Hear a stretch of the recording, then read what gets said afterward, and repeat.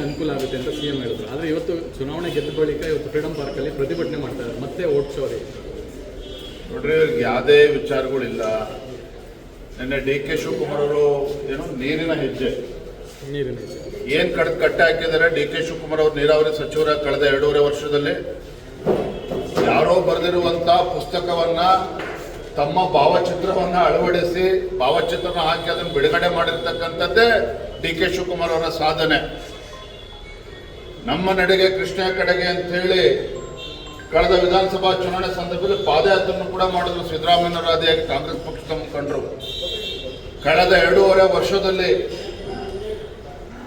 ನಮ್ಮ ರಾಜ್ಯದಲ್ಲಿ ನೀರಾವರಿ ಯೋಜನೆಗಳಿಗೆ ಎಷ್ಟು ಅನುದಾನವನ್ನು ನೀಡಿದ್ದಾರೆ ಅದನ್ನು ಕೂಡ ಬಹಿರಂಗವಾಗಿ ಚರ್ಚೆ ಮಾಡಲಿ ಅಥವಾ ಸದನದಲ್ಲಿ ಚರ್ಚೆ ಮಾಡಲಿ. ಮಹದಾಯಿ ವಿಚಾರದಲ್ಲಿ ನಿನ್ನೆ ಬಹಳ ಉದ್ದುದ್ದ ಭಾಷಣ ಮಾಡಿದ್ದಾರೆ ಸಿದ್ದರಾಮಯ್ಯನವರು, DK ಶಿವಕುಮಾರ್ ಅವರು.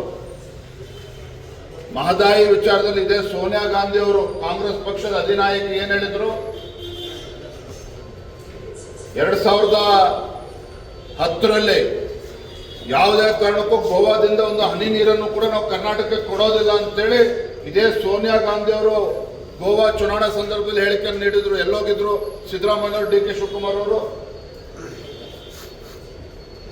ಇವತ್ತು ಕಳಸಾ ಬಂಡೂರಿ ವಿಚಾರದಲ್ಲಿ ಇವತ್ತೇನಾದ್ರೂ ಅಲ್ಲಿ ಪ್ರೋಗ್ರೆಸ್ ಆಗಿದೆ ಅಂತ ಹೇಳಿದ್ರೆ NDA ಸರ್ಕಾರ ಬಂದ ನಂತರದಲ್ಲಿ 2010ರಲ್ಲಿ ಟ್ರಿಬ್ಯುನಲ್ ತೀರ್ಪು ಬಂದರೂ ಸಹ ಅದ್ರ ಬಗ್ಗೆ ಯಾವುದೇ ಒಂದು ತೀರ್ಮಾನವನ್ನ ಮಾಡಲಿಲ್ಲ UPA ಸರ್ಕಾರ ಇದ್ರೂ ಸಹ. ಈಗ ಎಲ್ಲದಕ್ಕೂ ಕೂಡ ಕೇಂದ್ರ ಸರ್ಕಾರದ ಮೇಲೆ ಆರೋಪ ಮಾಡುವಂಥದ್ದು, ತಮ್ಮ ವೈಫಲ್ಯಗಳನ್ನು ಮುಚ್ಚಿ ಹಾಕೊಳ್ಳೋದಕ್ಕೆ ಕೇಂದ್ರ ಸರ್ಕಾರವನ್ನು ಟೀಕೆ ಮಾಡುವಂಥದ್ದು ಇದೊಂದು ರೀತಿ ಫ್ಯಾಷನ್ ಆಗಿದೆ ಸಿದ್ದರಾಮಯ್ಯನವರಲ್ಲಿ, DK ಶಿವಕುಮಾರ್ಗೆ. ವಾಸ್ತವಿಕ ಸತ್ಯ ಏನಪ್ಪಾ ಅಂತ ಹೇಳಿದ್ರೆ ಕಳೆದ 2.5 ವರ್ಷದಲ್ಲಿ ಏನು ಬಜೆಟ್ನಲ್ಲಿ ಎಷ್ಟೆಷ್ಟು ನೀರಾವರಿ ಯೋಜನೆಗಳಿಗೆ ಅನುದಾನ ನೀಡಿದ್ದಾರೆ ತೆಗೆದು ನೋಡಿದ್ರೆ DK ಶಿವಕುಮಾರ್ ಅವರಿಗೆ ಗೊತ್ತಾಗ್ತದೆ. ಕೇವಲ ನೀರಿನ ಹೆಜ್ಜೆ ಅಂತೇಳಿ ಪುಸ್ತಕ ಬಿಡುಗಡೆ ಮಾಡಿದ ಕ್ಷಣ ಏನು ಬಹಳ ನೀರಾವರಿ ಯೋಜನೆ ಒತ್ತು ಕೊಟ್ಟಂಗೆ ಆಗಲಿಲ್ಲ.